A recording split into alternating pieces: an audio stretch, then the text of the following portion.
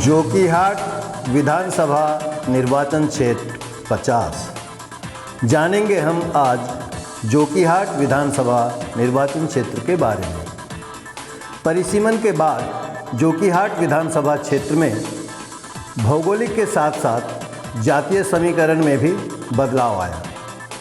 अभी जोकीहाट विधानसभा के अंतर्गत आते हैं जोकीहाट प्रखंड के 27 पंचायत और पलासी प्रखंड के 12 पंचायत। कुल मतदाता हैं 2,92,504। पुरुष मतदाताओं की संख्या है 1,53,682। महिला मतदाताओं की संख्या है 1,38,807। अन्य मतदाता हैं 15। पुरुष और महिला मतदाताओं का अनुपात है 52.5% अनुपात 47.5%। पहला विधानसभा चुनाव हुआ था 1967 में। पहले विधायक बने स्वर्गीय नजमुद्दीन 1967 में। पीएसपी प्रजा सोशलिस्ट पार्टी से उन्होंने चुनाव लड़ा था।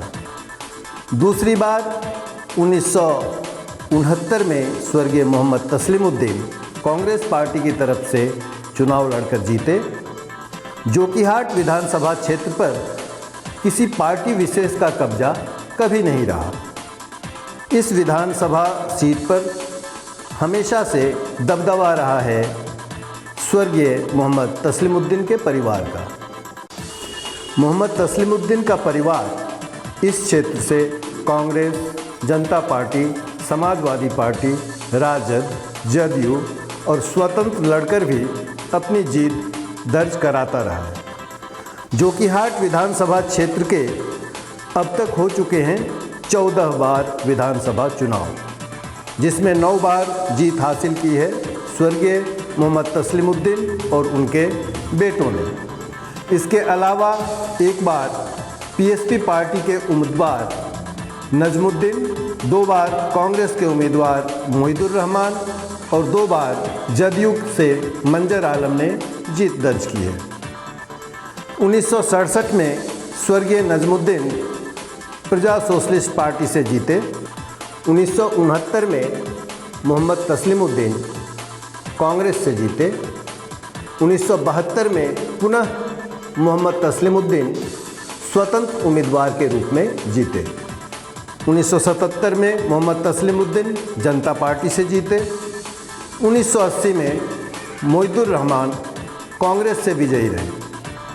1985 में पुनः मोहम्मद तस्लीमुद्दीन जनता पार्टी से जीते। फिर उसके बाद 1990 में मोहिदुर रहमान कांग्रेस से विजयी रहे, जबकि 1995 में पुनः मोहम्मद तस्लीमुद्दीन समाजवादी पार्टी से जीत हासिल की। 2000 में सरफराज आलम राजद की टिकट पर उन्होंने जीत दर्ज की।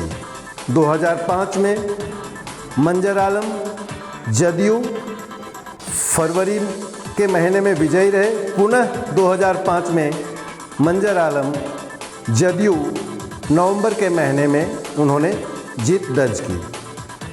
2010 में सरफराज आलम जदयू से जीते।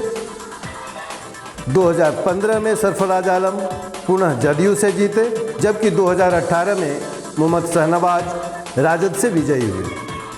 2017 में अररिया सांसद स्वर्गीय मोहम्मद तस्लीमुद्दीन के निधन पर उस समय जोकीहाट विधायक सरफराज आलम ने अररिया लोकसभा सीट से उपचुनाव लड़ने की वजह से जोकीहाट विधानसभा का भी उपचुनाव 2018 में हुआ, जिसमें स्वर्गीय मोहम्मद तस्लीमुद्दीन के छोटे पुत्र मोहम्मद शहनवाज आलम ने राजद की टिकट पर चुनाव लड़कर जीत हासिल की।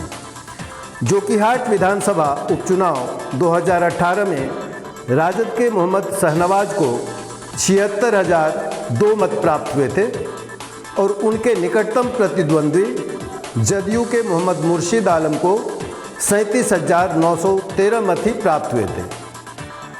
38,089 मतों से मोहम्मद शहनवाज ने अपनी जीत दर्ज की थी। पिछले विधानसभा 2015 में जोकीहाट विधानसभा निर्वाचन क्षेत्र का रिजल्ट इस प्रकार था। जदयू से सरफराज आलम को 92,980 मत आए थे और स्वतंत्र उम्मीदवार रंजित यादव को 38,910 मत प्राप्त हुए थे। हार और जीत का अंतर था 54,070 मतों का। 2015 में कुल मतदाता थे 2,57,611 और इस बार कुल मतदाताओं की संख्या है 2,92,504। गोया कि 34,893 मतदाताओं की इस बार बढ़त हुई है। एक बड़ी संख्या मतदाताओं की इस बार बढ़ गई है।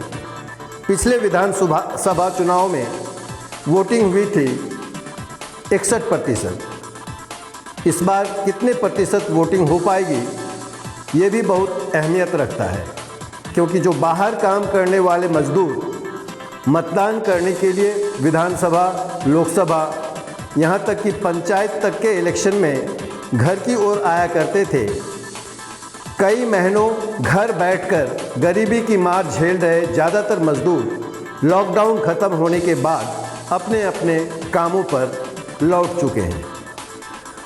इस बार का चुनाव कई कारणों से और अधिक दिलचस्प साबित हो सकता है, क्योंकि राजनीतिक हलकों में चल रही चर्चाओं के मुताबिक इस चुनाव में स्वर्गीय मोहम्मद तस्लीमुद्दीन के दोनों ही बेटे, निवर्तमान विधायक मोहम्मद शहनवाज तथा उनके बड़े भाई अररिया के पूर्व सांसद सरफराज आलम महागठबंधन से टिकट के लिए एड़ी चोटी का जोर लगाए हुए हैं। कहा तो यहाँ तक जा रहा है कि पार्टी चाहे जो भी हो, दो भाइयों का मुकाबला होना तय है। वहीं दूसरी तरफ एनडीए में यह सीट भाजपा को चली गई है। अब देखना दिलचस्प होगा कि मुस्लिम बाहुल्य जोकीहाट विधानसभा क्षेत्र से बीजेपी किसे अपना उम्मीदवार बनाती है। इधर असदुद्दीन ओवैसी की एमआईएम भी जोकीहाट पर नज़र गड़ाए है। तो देखते रहिए, जुड़े रहिए द संवाद सच के साथ।